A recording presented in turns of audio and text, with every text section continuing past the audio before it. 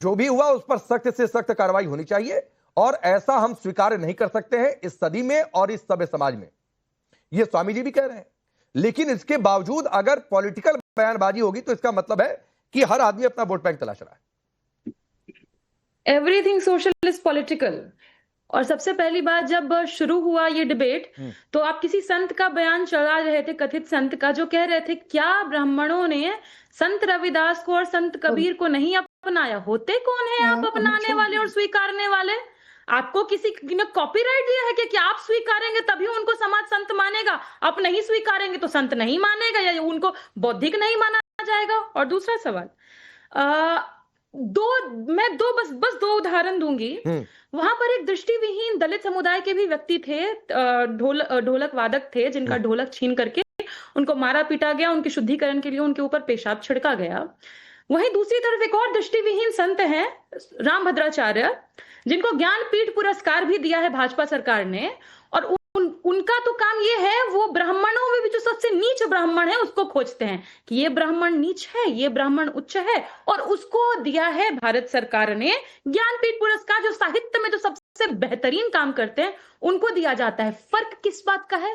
फर्क ये है कि वो जो ढोला वादक उत्तर प्रदेश में थे वो दलित समुदाय से थे और ये रामभद्राचार्य ब्राह्मण समुदाय से हैं। और यहाँ पर जो पैनल में भी बैठे लोग हैं सारे के सारे एक ही जाति विशेष के लोग हैं जो लाभार्थी हैं।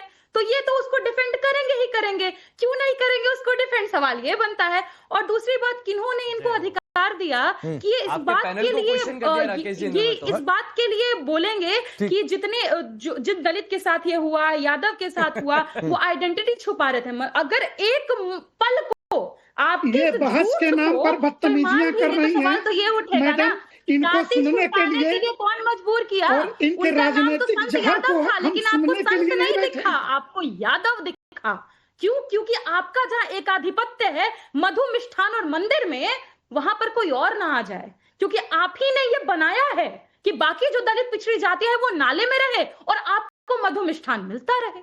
ये समस्या है और ये समस्या जातिवाद से उत्पन्न हुई है, जाति व्यवस्था से उत्पन्न हुई है। और जिन्होंने ये जाति व्यवस्था बनाई है ना, सबसे बड़े समाज को खराब करने वाले, हमारी इस स्थिति के जिम्मेदार वही लोग हैं जिन्होंने अपने को उच्च बताया और बाकियों को नीच बताया। आप लोग होते कौन है? किन्होंने आपको ये अधिकार? नहीं अग्निहोत्री जी, मैं आऊंगा। किसी ने किसी को नहीं दिया है। प्रियंका जी, मैं एक सवाल आपसे पूछता हूँ, आपको हम ही से सर्टिफिकेट क्यों चाहिए ऊंचा बनने का? ऊंची बनकर के बैठो, तुम्हें रोका किसने है? किसी ने मना किया क्या? लेकिन नहीं, तुम्हें गालियां बकनी है, सबको ब्राह्मणों को गाली देनी है और ब्राह्मण ही बनना है। समस्या यही है कि बनना ब्राह्मण है, गाली भी ब्राह्मण को ही बकनी है। क्या मानसिकता है? अरे भाई चंदा हमसे लेंगे आप लोग। अगर इस चैनल पर बैठे हुए राजनीतिक लोग एक तय करे, राजनीतिक दल, कि इस देश में जाति नहीं लिखी जाएगी, जात खत्म कर देंगे, तो तुम्हारे जात के आरक्षण का आंदोलन, तुम्हारा पीडीए, तुम्हारी रोजी रोटी जो तुम्हारे जात के नाम पे चल रही है मिट्टी में मिल जाएगी। योग्यता के आधार पे नहीं, तुम्हें जात के नाम पर आरक्षण चाहिए, इसलिए जात जिंदा रखना तुम्हारी मजबूरी है, योग्य लोगों की मजबूरी नहीं है। तुम्हारी बहुत बोला, पर अब तुम पर आऊंगी, क्योंकि ये व्यक्ति मेरे लिए जिसका कोई हैसियत नहीं है वो मेरे तुम शब्द का इस्तेमाल करेगा। आपसे ज्यादा पढ़ी लिखी हूँ, समझदार हूँ, सिर्फ वो धागा नहीं लेके घूम सकती हूँ कान पर। नहीं, प्लीज ऐसी बातें नहीं, कोई ऐसी बातें ना करें। मैं अग्निहोत्री जी आपके पास आता हूं। जो प्रियंका भारती कह रही है, इसको जाति से जोड़ना ठीक है, एक आपराधिक घटना हुई है, तो क्या इसको सिर्फ आपराधिक घटना की तरह नहीं देखा जाना चाहिए और इस पर कड़ी कार्रवाई होनी चाहिए क्योंकि बर्बरता हुई है? या फिर इसको चूंकि पॉलिटिक्स इन्वॉल्व है तो हम कहें कि नहीं, समाज में कहां पिछड़े समाज के संत स्वीकार करते हैं, जबकि लंबी फहरिस्त है। अगर गिनवाएं तो लंबी फहरिस्त है कि समाज ने पिछड़े समाज के लोगों को भी संत के तौर पर स्वीकार किया है। देखिए, मैं दो बातें बहुत देर से सुन रहा हूं। एक तो जिन सज्जन ने कहा कि जात न पूछिए साधु की, तो आप बताइए साधु है कौन? क्या ये ऐरा गहरा कोई भी व्यक्ति साधु हो जाएगा? अरे भाई, और दूसरी बात है, प्रमाणिक बोल रहा हूं, जो कहूंगा सच कहूंगा, सत्य सिवा कुछ नहीं, लेकिन सुनने की शक्ति होनी चाहिए। इसमें भी पढ़ाई लिखाई चाहिए। आपकी पढ़ाई लिखाई नहीं लगती जिस तरह के वक्तव्य हो रहा है आपके चैनल पर। आप सुन लीजिए मेरी बात को। Complete please, let me complete please, let me complete. नहीं भाई साहब, साधु सुन के लिए। लीजिए, सुनने की शक्ति रखिए। विरक्तो वैष्णवो विप्रो वेद शास्त्र विशुद्ध कृत, ये लिखा हुआ है, बड़े देश के सर्वोच्च ग्रंथ का लेख बोल रहा हूं मैं, अप्रामाणिक बात नहीं करता अग्निहोत्री। विरक्त व्यास को कैसा होना चाहिए? विप्र होना चाहिए, यानी कि ब्राह्मण से भी उत्तम जो ऋषि है परंपरा का, जो बहुत पढ़ा लिखा है, जो बहुत ज्ञान गम्य। हर कोई ब्राह्मण भी कथा नहीं करता है क्योंकि वो पढ़ा लिखा नहीं, इसलिए तो इसलिए इसमें अपवाद नहीं होना चाहिए। अब अखिलेश यादव जी को बैठे बैठाए मुद्दा मिल गया है, इनके हर काम इनकी पार्टी के लोग गलत करते हैं और उसके बाद ये इनको मुद्दा मिल गया, बस ये सिर्फ केवल राजनीति चमकाने वाली बात है। मेरे भाई ऐसा मत करो, इससे कुछ नहीं मिलेगा, क्योंकि ये समाज बहुत पढ़ा लिखा है। ब्राह्मण के अलावा कोई भी मंच को आप कोई भी मंच पर बैठने का अधिकार नहीं है, ये आपकी मनवादी बिल्कुल नहीं है।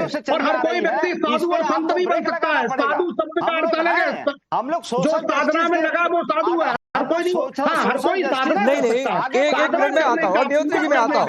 अमितोष पारिक यहाँ पर बैठा कोई भी पैनलिस्ट, प्रियंका जी ने चूंकि कोट किया, कोई भी पैनलिस्ट ये नहीं कहेगा कि इटावा में जो हुआ वो उचित हुआ है और वो होना चाहिए। और मैं कह रहा हूं कि भगवान की कथा कोई भी श्रद्धा भाव से सुनाए, मैं सुन लूंगा, लेकिन उसके बावजूद अगर जाति खोज कर अगर इस तरीके की बातें होंगी तो क्या ये पॉलिटिक्स नहीं है? प्लीज अग्निहोत्री जी, आ रहा हूं, इसके बाद सूर्या मैथिल आपके पास भी आ रहा हूं। ये कोई धर्म है क्या? जात को छुपा दो, आप सीधे लिखिए। धन्यवाद। आपके जो पैनल में बैठी है प्रियंका जी, इन्होंने तो आपके पैनल पे ही सवाल और प्रश्न चिन्ह उठा दिया और जातिवाद के ऊपर में। ये वो लोग हैं जो सूडो सेक्युलर ग्रुप से जुड़कर आते हैं और आजादी की मांग करते हैं और टुकड़े की राह देखते हैं और देश में 80 को बांटते हैं और 20 को साधते हैं। इनको सनातन का अगर ज्ञान नहीं है तो जो यदुवंशी से ये बात करते हैं, उस यदुवंशी के गीता 4 अध्याय 4 श्लोक 13 में क्या लिखा है? सतुर्वर्णम मया सृष्टम गुण कर्णा विभागशय, मतलब कि there is no caste system and there is only class system. और ये बात कहां आ रही है? अम्बेडकर राइट की सोच को रखने वाले लोग को अगर मैं गिना दूं तो डॉक्टर BR अम्बेडकर ने कहा है, particular attention has to be fact to the fact that this the varna system was essentially a class system in which individuals when qualified could change their class and therefore classes did change their personal. Dr. B.R. Ambedkar, quote and unquote. Again Dr. B.R. Ambedkar, quote and unquote, the untouchable cited above that the memory Nandadas, Ravidas, Chomkela, 3 renowned saints who were born among the untouchables and who by their pity and virtue were known than esteem of all. कहां चली गई प्रियंका जी? लेकिन इनकी आवाज तब क्यों नहीं उठती है जब एक पूरा media, journalist and media spread caste हेटेड, जब एक आर्टिकल निकलता है कि कास्ट हेट फैलाई जा रही है और बाद में पता चलता है किसी कास्ट का कोई उल्लेख नहीं था, तब इनके मुंह से कोई शब्द नहीं निकलते। इनके मुंह से तब शब्द नहीं निकलते जब एक मुसलमान कम्युनिटी से आने वाला दलित का बलात्कार कर देता है। Muslim Babar in Moradabad refuse to give hair cut to Dalit. Muslim man mercilessly beat up Dalit man for opposing molestation of a sister. Muslim attack Hindu family force to sell their house. अन्य केसेस है, तब इनके मुंह से ये बातें नहीं निकलेगी। राकेश जी, उत्तर प्रदेश SP लीडर शाहीन बेगम, इन्होंने एक दलित कम्युनिटी के व्यक्ति से माफी मंगवाई और पैर छुआए, तब कहां चली गई थी इनकी? नहीं, मैं इसमें एक और ऐड दे देता हूं, प्रियंका जी इस पर जवाब भी देना चाहते हैं, इसमें एक और ऐड कर देता हूं अमितोष पारिक। लेकिन स्वामी प्रियंका जी, आपको याद होगा, और इस सवाल को लेकर मैं अशोक यादव के पास जाऊंगा आपके बोलने के बाद, कि अयोध्या में पिछड़े समाज की बेटी के साथ दुष्कर्म हुआ, आरोप किस पर लगा? सपा का, सपा से जुड़ा हुआ आदमी, मुस्लिम समुदाय से, खास धर्म से, लेकिन वहां पर जुबान सल गई थी, तब पिछड़े दलित का प्रेम नहीं जगा था। खैर प्रियंका जी आप बोलिए जो अमितोष पारिक ने कहा।